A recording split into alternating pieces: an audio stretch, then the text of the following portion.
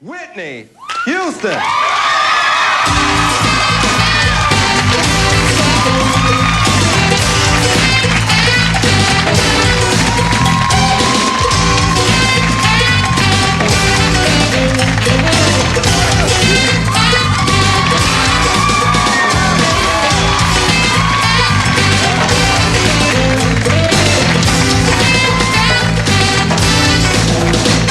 Oh, baby. You heard that, right? Future ex-wife. The future ex-wife. There you go. Is that me? Yes, that's right. That's you. Okay. Now, I have to say this up front. Whitney is feeling a little under the weather. She will not be able to sing tonight. Under the weather. Oh, but that's, hey, I'm going to sing. Byron's a good singer. She's going to come back. Byron's a good dancer and a good singer. All that stuff. She's going to come back at a later date, and she is going to sing and Yes, dance. I will. That's right. That's right. Yes, you are invited. All right. You say hello to Ricky, our bass player? That's my musical director, Ricky Minor, right there. Yeah. And we are lucky enough to have him sit in with us when he's not with you. Gerald Albright, you're wonderful. Hey. You're wonderful.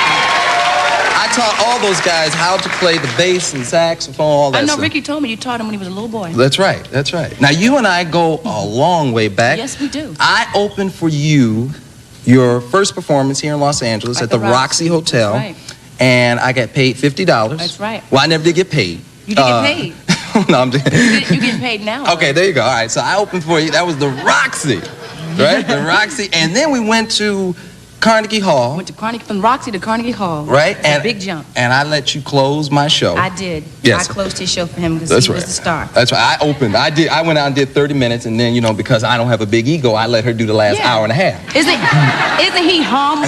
That's a humble man. And I let her have most of the money because I'm just that kind of guy. He's that kind of guy. Then, you know, and I thought this was it. It was love at first sight. I thought you and me forever, rest of our lives. I know, baby, I know. And then I find out that you were going out with Eddie Murphy. I was heartbroken by that. You were heartbroken? Yes, what is the deal with you and Eddie? Oh, Byron. We're friends, we're close friends. You're close friends? Very close. Do I have to be jealous or? Yeah, you do. Yeah, okay. Well, how long have you two been close friends? Well, Eddie and I met, as a matter of fact, Eddie and I met at Carnegie Hall that night you opened for me. Isn't that a coincidence? The night you closed the show? The night I closed your show, I met Eddie, and that went back, what? About 85. 85, right? Well, that's it. No more of that. I'm never leaving early again. See? You should have stayed around. Hey, see, look at that. He jumped in He there, jumped boy. in your place, see? You met that night. Yeah, we met that night, and, well, actually, we started dating about 2 years ago. Is that right? That's right. That's right. And so, I want to know. You're excited, huh? Well, I'm sure she's feeling bad for me, aren't you? She was like this. No, she's got Eddie. She put it in. Yeah, right. Now, what is the story here with, I heard Robert De Niro was like following you all over the world. Well, yeah, all the way to London. He came over to London?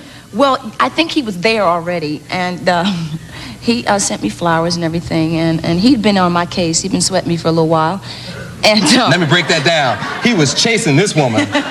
He was like, is Whitney here? Okay. How long ago she leave? I gotta go. It's so funny because he called me the night at Carnegie Hall. He did? He called backstage and wanted to talk to me that night. So you had me, Eddie Murphy, and Robert De Niro looking for you at Carnegie Hall. I'm just so popular, I can't stand it. Yeah, he called me that night. He was a little bit shy, so he didn't want to come to the show because, he shies away from the public eye. But since then, he had been, sent me some flowers and stuff, and, he wanted to get to know me better. So, yeah, right. But he's going with Tukey Smith, you see. Didn't he marry her? Did he? I'm not sure. I don't know. Well, I read the Enquirer, so don't go by me. Okay. I do. I subscribe. No, I'm sorry. Yeah, and then after that, well, see, actually what it is that Robert wants to do a movie with me. Robert De Niro. Yes. Okay. Bob. I'm sorry. Bobby. It's Bob. Okay, Bob. he wants to do a movie. Bob wants to do a movie, and Then you'll be stuck with him for 3 months. He's smart. No. Right. But it's a really good script, and I'm looking at it, and I think he's a wonderful actor. Okay. You know, one of the best. So, Okay. You know. All right, well, we're going to take a break. When we come back, we're going to talk about this sketch that In Living Color did, you know, where they said you couldn't dance. Right, the Rhythmless Nation. So don't go away. We'll be right back. We're going to talk about that.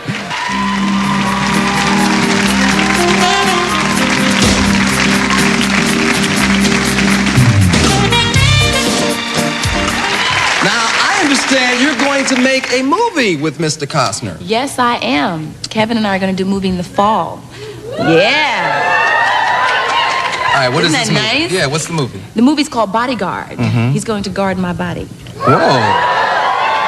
Whoa, Bodyguard. Yeah. All right, I bet you De Niro and Eddie Murphy show up on the set. Well, maybe Eddie. Maybe Eddie. Maybe. All right, now let's talk about this sketch. In Living Color did a sketch, a parody, a takeoff on you called Rhythmless Nation. Rhythmless Nation. Right. Now Yeah. you describe it. Well, see, there was, you know, Janet, you know, Rhythm Nation. They had dancers who were all in rhythm, but I was the only one out of rhythm, so I guess it indicated that I had no rhythm. But I think Keenan realized how popular I was, so I guess he capped on that, you know, because it was not only me, it was, they dogged Janet too, you know, because in the lyric it was like, I know I cannot sing, and that's why my music's so loud, and, you know, all that kind of stuff, so I guess they just hit 2 birds with 1 stone. But I thought it was rather funny. But, you know, not appreciated, but it was funny. Yeah, it was like, that would have been funny if that wasn't me. Yeah, you know, plus, you know, Keenan's sister, you know, she played me, you know, and looked nothing like me. Go on, girl. Go on, girl. Go on, girl. But you know how they do. You know, when you are popular, you know, a lot of people cap on you. You know, I'm not offended because I got rhythm.